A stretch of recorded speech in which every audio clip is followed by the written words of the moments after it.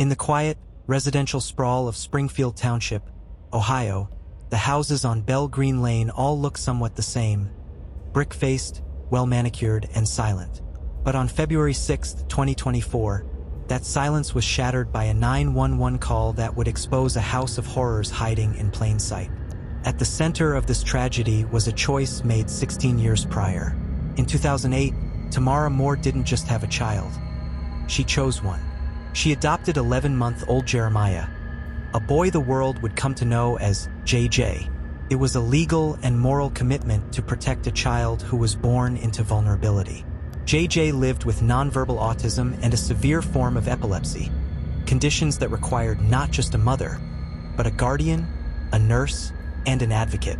For over a decade, Tamara Moore played that role to the public, appearing as the tireless warrior mother who navigated the complexities of special education and neurology appointments.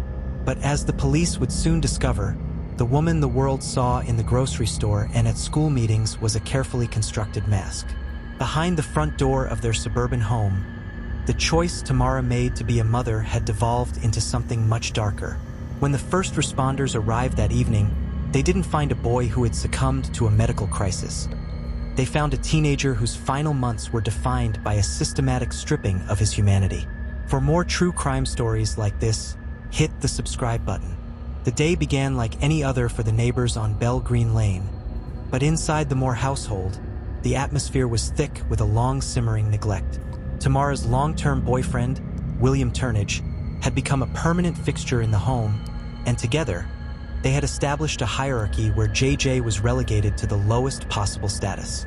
To understand how a 16-year-old boy ends up dead in a laundry room, you have to understand the physical layout of his prison. The basement of the home wasn't a finished recreation room. It was a utilitarian space of cold concrete and humming appliances. Tamara would later claim that an electrical problem in the house, caused by a neighborhood power surge back in October, had made the laundry room the warmest spot in the house. This was the first of many lies. Investigators would later record temperatures in that basement as low as 56 degrees. While Tamara and William lived in the climate-controlled upper levels of the home, JJ was being pushed further and further into the margins of the house, literally sent to the basement to live among the detergent and the lint. When the 911 call was finally placed at 6 p.m., Tamara's voice was remarkably steady. She reported that her son was unresponsive. By the time the police and paramedics navigated the stairs to the basement, JJ was already beyond help. He was cold to the touch, and rigor mortis had already begun to set in, suggesting he had been dead for hours. The scene that greeted the officers was one they would later describe as torturous. JJ wasn't in a bedroom. He was in the laundry room, laying on a thin, hospital-style cot. But this cot wasn't sitting on the floor. In a bizarre and cruel arrangement, it had been propped up by several plastic storage bins, elevating the boy like a piece of inventory in a warehouse. The room was cramped, roughly 6 by 8 feet, and filled with the sharp, chemical scent of cleaning supplies mixed with the unmistakable odor of human waste and decay. Tamara Moore stood in the house, draped in a cloak of maternal concern. She immediately began her narrative, one she had likely practiced during the hours she sat with her son's body before calling for help. She told the officers about JJ's grand mal seizures. She explained that he had suffered back-to-back episodes the night before, and that she had administered his emergency nasal medication. She claimed the laundry room was his favorite spot, a place where he felt safe and warm. He wouldn't like anyone to touch his cot, she told them, painting a picture of a difficult, autistic teenager who chose his own isolation. She spoke of how she had checked on him at 11 a.m. that morning, wiped him down with baby wipes because they had no hot water, and fed him a bowl of soup. To a casual observer, it sounded like a mother doing her best in a house with broken wiring and a severely disabled child. But the detectives on the scene were not casual observers. As they began to document the laundry room, the safety Tamara spoke of began to look like a dungeon. They noticed the lack of a proper bed, the lack of clothing, and the lack of any personal items that would suggest a 16-year-old boy actually lived there. There were no toys, no sensory items, no posters, just the washing machine, the dryer, and the cot on the bins. And then there was the door. The laundry room door was a standard interior door, but as the lead investigator ran his hand along the frame, he felt something that made the hair on his neck stand up. Mounted on the outside of the door at chest height was a metal slide bolt lock. This wasn't a lock to keep a dog in, as Tamara would later claim. This was a lock designed to ensure that whoever was inside that room could not get out. For a nonverbal child who communicated through gestures and sounds, that lock was the ultimate silencer.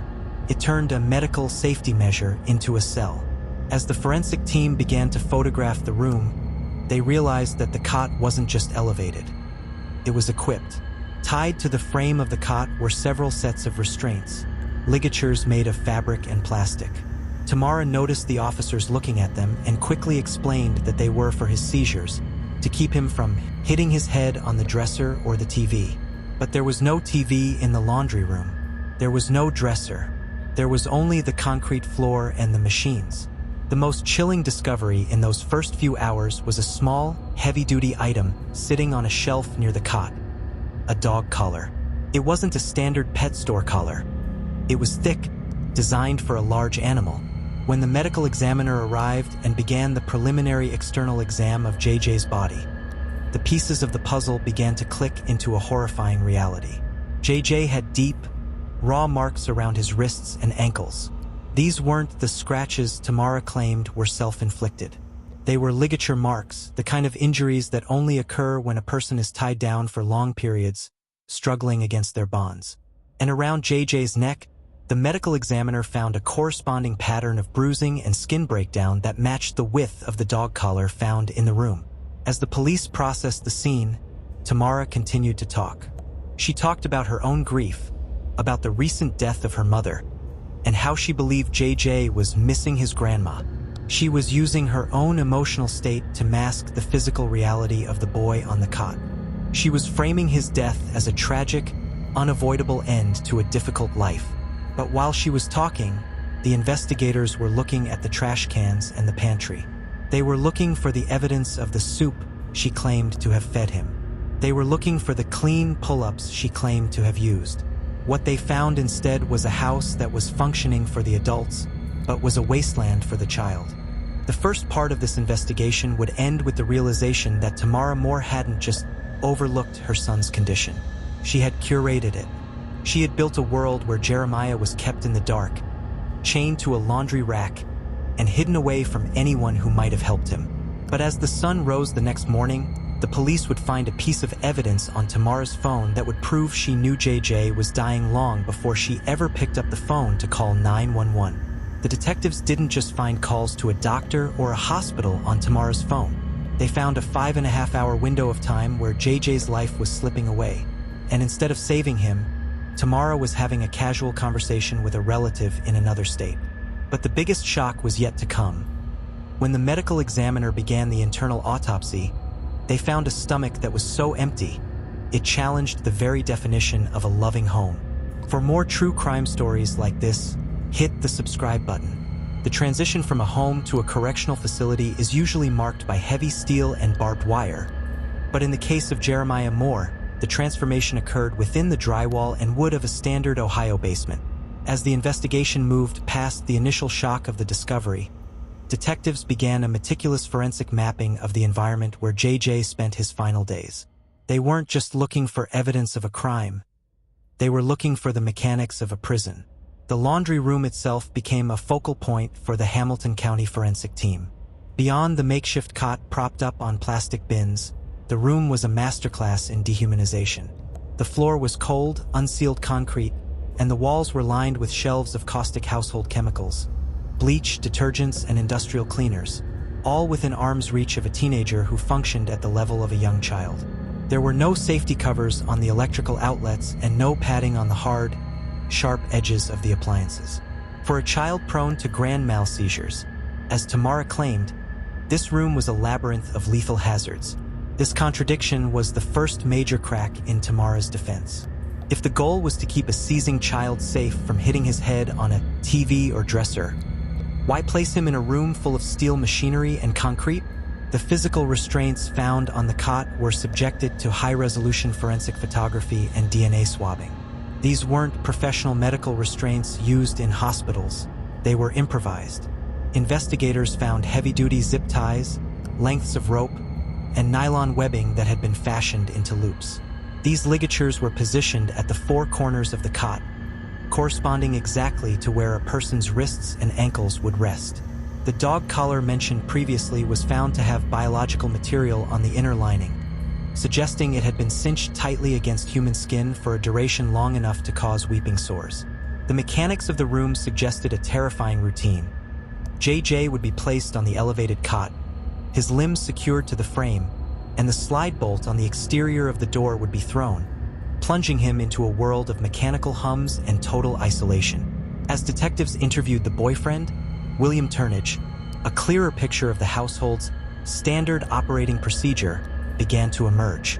William's role in the house was initially presented as a passive observer, but his statements revealed a much more active participation in the containment of the teenager. He spoke of the basement as a zone where JJ was kept to avoid the aggression associated with his autism. William described the lock on the door not as a safety device for a dog, but as a way to manage the noise and the mess. He admitted to police that if JJ was being difficult or refused to eat, the solution was simply to close the door and walk away.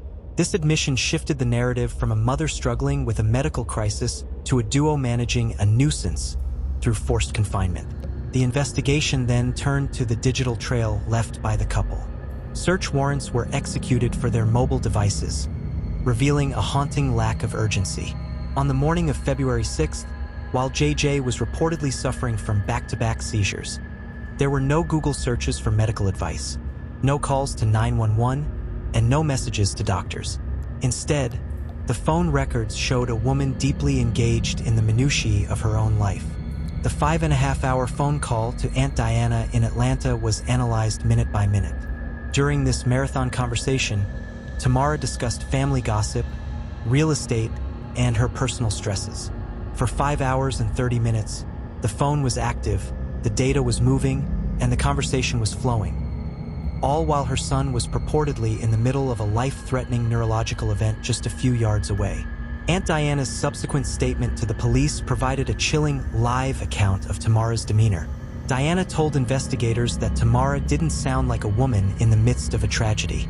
She sounded normal until, late in the call, Tamara's tone shifted. She didn't scream for help or ask Diana to call an ambulance. She simply stated that JJ was gone or wouldn't wake up. Even after this realization, the 911 call was delayed. There was a window of time where Tamara and William were alone in the house with the deceased teenager, a period the prosecution would later describe as the cleanup phase. This was the interval where the soup Tamara claimed to have fed him would have been staged, and the medications laid out to create the appearance of a caregiving environment. The forensic team also looked at the electrical problem Tamara used to justify moving JJ to the laundry room. A professional inspection of the home's wiring and the neighborhood's grid records found no evidence of a catastrophic power surge that would have rendered the upper floors uninhabitable or cold. The heating system in the home was functional. The decision to keep the basement at 56 degrees was a choice, not a necessity. By cutting off the heat to the basement, the couple had essentially created a cold storage environment for a living child. This environmental neglect played a significant role in the physical degradation of JJ's health, as his body would have been forced to burn its already depleted caloric reserves just to maintain a core temperature. Perhaps the most damning aspect of the prison architecture was the waste management. In a standard home, a nonverbal teenager who is not fully potty trained would be changed frequently, with soiled materials disposed of in a sanitary manner. In the Bell Green Lane basement, the smell that Tamara claimed to have not noticed was rooted in a pile of discarded, heavily soiled adult-sized pull-ups found in a corner of the basement. The forensic report noted that the level of ammonia and fecal matter in the room was consistent with weeks of accumulated waste. This directly refuted Tamara's claim that she wiped him down and changed him daily. The baby wipes she mentioned were found, but they were largely unused, still sealed in their plastic packaging. The architectural prison wasn't just physical, it was social. Investigators discovered that JJ had been effectively delisted from the world. He hadn't been to a doctor in months. He hadn't been seen by a therapist or a teacher. The warrior mother had successfully cut all the strings that tied JJ to the outside world, ensuring that no mandatory reporter, no nurse, no teacher, no neighbor would see the ligature marks or the protruding ribs. She had become the sole gatekeeper of his reality, and the gate was a slide-bolt lock on a laundry room door. As part 2 of the investigation concluded, the police had enough to move beyond suspicious death. They had the blueprints of a cell, the instruments of restraint, and a timeline that showed a mother choosing a phone call over her son's life. But the most horrifying evidence was still hidden within the boy himself. The physical room was a prison, but the biological state of Jeremiah Moore would soon reveal that he had been subjected to a sentence of slow, agonizing starvation. While the external evidence of the room pointed to a cage, it was the internal evidence from the medical examiner's table that would turn neglect into murder. When the coroner finally examined JJ's internal organs, they didn't just find an empty stomach. They found a body that had begun to consume itself in a desperate bid to survive. The loving mother had claimed he was well fed, but his bone marrow was about to tell a different, much more gruesome story. For more true crime stories like this, hit the subscribe button. The true scale of a crime is often not measured by the blood left at the scene, but by the absence of life-sustaining elements within the victim. In the case of Jeremiah Moore, the investigation moved from the cold, mechanical reality of the laundry room to the sterile, brightly lit environment of the Hamilton County Coroner's Office. It was here that the empty vessel began to speak. While the physical room was a cage, JJ's body was a record of a prolonged, biological siege. The internal examination would go beyond the visible ligature marks on his wrists and neck. It would delve into the very marrow of his bones to determine just how long the loving mother had been presiding over his slow expiration. The autopsy began with a startling observation of JJ's external physical state that went beyond mere thinness. He was in a state of advanced emaciation, a condition where the body's fat stores have been entirely depleted, leaving the skin to drape over the skeletal structure like parchment. The medical examiner noted that JJ's weight was significantly below the 5th percentile for a 16-year-old boy. This wasn't the result of a sudden illness or a week of the flu. This was the result of chronic nutritional deprivation. As the internal examination commenced, the most damning piece of evidence was discovered. Jeremiah's stomach and small intestines were completely empty. There was no trace of the soup Tamara claimed to have fed him at 11 a.m. There was no trace of the emergency seizure medication she claimed to have administered. There was nothing but a small amount of bile. In forensic terms, an empty digestive tract is a timeline. It takes several hours for food to pass through the stomach and into the small intestine. For JJ's entire upper GI tract to be void of any solid or liquid matter, he would have had to have been denied food for at least 24 to 48 hours prior to his heart stopping. But the evidence went deeper. The medical examiner looked at the fatty atrophy around JJ's internal organs. When a human being starves, the body follows a strict biological hierarchy of survival. First, it burns through glucose, then stored fat, and finally, it begins to break down its own muscle tissue and organ fat to keep the brain and heart functioning. JJ's body had reached the final stage of this hierarchy. His internal organs were wasting, a process that causes immense physical pain and cognitive confusion, a terrifying reality for a nonverbal child who could not articulate his hunger. The investigation into his starvation also looked at his hydration levels. Jeremiah was severely dehydrated, a state that thickens the blood and makes every heartbeat a monumental effort. In a basement that reached 56 degrees, dehydration is accelerated as the body loses moisture through respiration in the dry, cold air. The lack of fluids would have also rendered his epilepsy medication, if it were even being given, toxic or ineffective. The kidneys were showing signs of failure, a common end-stage symptom of prolonged neglect. The medical examiner concluded that Jeremiah did not die from a seizure. He died from the complications of starvation and dehydration, with the physical restraints acting as a contributing factor that prevented him from seeking out water or food on his own. While the coroner was documenting the biological ruin of a teenager, detectives were back on the ground, tracing the paper trail of his medical care. They contacted every neurologist and pediatrician JJ had ever seen. The results were a chilling testament to the social death. JJ had been no-showed for multiple critical appointments. The specialized care he required for his complex neurological needs had been effectively terminated by Tamara months before his death. She had created a medical vacuum. By cutting off his access to doctors, she ensured that no professional would see his declining weight or the suspicious marks on his body. She had become his only doctor, and her prescription was a basement laundry room and an empty bowl. The legal escalation began to move at a rapid pace once the preliminary autopsy report hit the district attorney's desk. This was no longer a case of overwhelmed parenting. The presence of the restraints combined with the absolute absence of food turned the case into a depraved indifference homicide. On April 12, 2024, the Springfield Township Police Department moved in. They didn't just arrest Tamara Moore, they treated the home on Bell Green Lane as a major crime scene for the second time. As they handcuffed Tamara, she remained remarkably composed, a stark contrast to the horrific details being read out in her warrants. She was charged with murder, involuntary manslaughter, and felonious child endangerment. However, the arrest of William Turnage proved more difficult. William, sensing the walls closing in after his initial interviews, had vanished. The man who had helped manage the noise and the mess by locking a teenager in a laundry room was now a fugitive. His disappearance added a layer of investigative urgency. Was he being hidden by the same family members Tamara had spent 5 hours talking to on the day JJ died? The police launched a multi-agency search, pinging cell towers and monitoring the bank accounts of Turnage's associates. The community, which had initially been told only that a teen had died, was now seeing the headlines: starvations and chained in a laundry room. The legal team representing the state began preparing for a trial that would rely heavily on the contrast strategy. They would contrast Tamara's social media posts and public statements with the reality of JJ's bone density and muscle mass. They discovered that while JJ was starving in the basement, Tamara and William were not. The kitchen upstairs was well stocked. There was no financial hardship that prevented them from buying groceries or pull-ups. This was a selective starvation, a choice to feed the adults and the dog but not the child. The prosecution also focused on the grandma seizure excuse.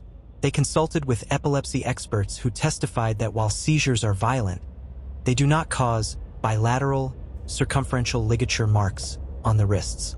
Those marks are the signature of a struggle against a fixed object. As the case moved toward the grand jury, the empty vessel of Jeremiah Moore began to fill the courtroom with a silent, undeniable truth. Every time Tamara spoke of her love and struggle, the prosecution was ready with a photo of a shriveled stomach or a locked door. The narrative of the warrior mother was being systematically dismantled and replaced with the image of a woman who viewed her adopted son as a burden that needed to be minimized and eventually erased. The legal escalation wasn't just about punishment. It was about an accounting of the 16 years JJ had spent with Tamara. How long had the neglect been going on? Had he ever known a day without the threat of the laundry room? The grand jury returned a multi-count indictment against both Tamara and William. The bond was set at a staggering $1 million for Tamara, reflecting the flight risk and the sheer brutality of the charges. While she sat in her cell, the search for William reached its climax. He was eventually found hiding in a residence in Cincinnati, just miles from where JJ had died. With both suspects in custody, the legal maneuvering shifted from what happened to who was responsible. The two-faced defense was about to be put to the test. With both Tamara and William behind bars, the silence of the basement was replaced by the noise of a crumbling partnership. Facing life in prison, William Turnage was offered a deal that would require him to tell the truth about what happened behind the locked laundry room door. But his testimony would reveal a detail even the medical examiner had missed. A final, cruel act of neglect that took place during the very hour Tamara was on the phone with her aunt, laughing and chatting while her son drew his last, agonizing breath. For more true crime stories like this, hit the subscribe button. The resolution of a true crime case often brings a sense of closure, but in the matter of Jeremiah J.J. Moore, the conclusion was a visceral descent into the dark heart of betrayal. As 2024 bled into 2025, the legal proceedings shifted from the quiet corridors of the coroner's office to the high-stakes arena of the Hamilton County Court of Common Pleas. The first major domino to fall in the prosecution's case was William Turnage. For months, the couple had presented a united, if evasive, front, but the weight of a potential life sentence without the possibility of parole proved too heavy for the bond they shared. By August 2025, Turnage made a calculated move for self-preservation. He accepted a plea deal from the Hamilton County Prosecutor's Office, agreeing to plead guilty to involuntary manslaughter and child endangerment. In exchange for his full cooperation and a detailed account of the daily operations in the Moore household, the state dropped the lead charge of murder. This was a strategic betrayal. By turning state's evidence, Turnage provided the final, missing pieces of the timeline that Tamara had tried so desperately to smudge with her stories of grand mal seizures and electrical surges. Turnage's testimony was a chilling chronicle of daily indifference.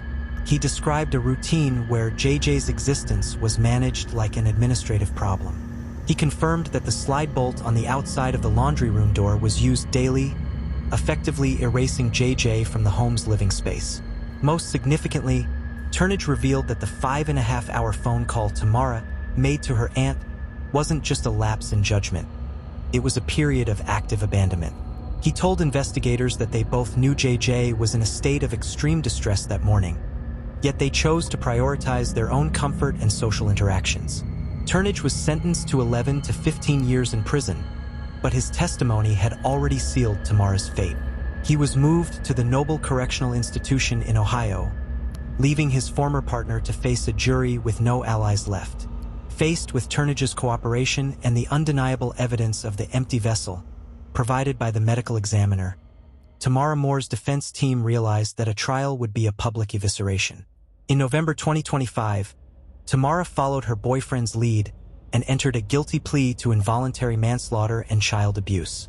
However, unlike Turnage's plea, Tamara's sentencing hearing became a focal point for a community that demanded a public accounting of her monster status. The courtroom was a sea of somber faces: detectives who had spent months looking at photos of a starving boy, social workers who felt the sting of a failed system, and neighbors who were haunted by the silence of the house on Bell Green Lane. The tension in the room reached its peak when the officials who investigated the case were allowed to speak. One by one, they stepped to the podium, their voices thick with emotion. They didn't just talk about the law, they talked about the sensory memory of the basement. They spoke of the smell that Tamara claimed she didn't notice, a smell they described as the scent of a soul being extinguished. They talked about the dog collar and the absolute lack of toys or comfort in a room where a teenager spent his final hours. They argued that JJ didn't just die. He was unmade by the very woman who was supposed to be his greatest protector. When Tamara Moore was finally given her opportunity to speak, the courtroom fell into a deathly hush. This was her final chance to show remorse, to offer a shred of humanity for the son she had adopted 16 years prior. Instead, she chose the path of the victim. Standing before the bench, she pointed the finger at the man who had already betrayed her. She spoke of being in an abusive relationship, claiming that her fear of Turnage prevented her from helping her son. She tried to frame her 5-hour phone call not as neglect, but as a coping mechanism. She cried for herself, but not for JJ. She spoke of her love in the past tense, a performance of grief that fell flat against the reality of the ligature marks and the empty stomach documented in the autopsy. The response from the bench was one that would be quoted in news cycles across the country. Judge Kim Wilson, a jurist known for her composure over a 17-year career, discarded the standard judicial script. She looked directly at Tamara Moore, her voice trembling with a mixture of professional authority and human outrage. The judge didn't just issue a sentence. She issued a moral judgment. This is absolutely the most heinous, worst, torturous, unbelievable case I've ever had, the judge declared. She systematically dismantled Tamara's mother persona, reminding the court that JJ didn't have a choice in his life, but Tamara had made every choice that led to his death. "You are not his mother," Judge Wilson famously remarked. "You are a monster. You're not his mother at all. You are a monster to him to let this happen." The child that you chose, he didn't choose you. You chose him, and this is what you do. The monster speech was the final nail in the coffin of Tamara's public image. It served as a verbal vindication for a boy who had no voice in life. The judge sentenced Tamara Moore to a term of 15.5 to 20.5 years in prison. The sentence was a reflection of the plea deal, but the judge's words ensured that Tamara would leave the courtroom with the true weight of her actions etched into the public record. As of today, the perpetrators of the Bell Green Lane tragedy remain within the Ohio prison system. William Turnage is serving his sentence at the Noble Correctional Institution. His earliest possible release date is scheduled for April 2035. Tamara Moore is currently incarcerated at the Ohio Reformatory for Women. Her records show an expected release date of April 2039. For the next decade and a half, the woman who kept her son in a 56-degree basement will live in a cell of her own, a mirrored reality of the prison she built for Jeremiah. The legacy of this case remains a somber lesson in the failures of the domestic safety net. Jeremiah J.J. Moore's life was a testament to the fact that evil does not always wear a mask. Sometimes, it wears the badge of a dedicated caregiver. The house on Bell Green Lane has been cleared of the laundry room dungeon, but the memory of the boy on the cot remains a haunting presence in Springfield Township. JJ's story concluded not with the soup and care his mother lied about, but with a courtroom finally speaking the truth that he, in his nonverbal world, could never say. The empty vessel was finally filled, not with the nutrition he was denied, but with the justice his memory deserved. The case of Jeremiah Moore is a permanent reminder. Love is not a word you say to a detective to avoid jail. Love is the action of keeping a child warm, fed, and free. And in the absence of that love, the law remains the only voice left for the silent.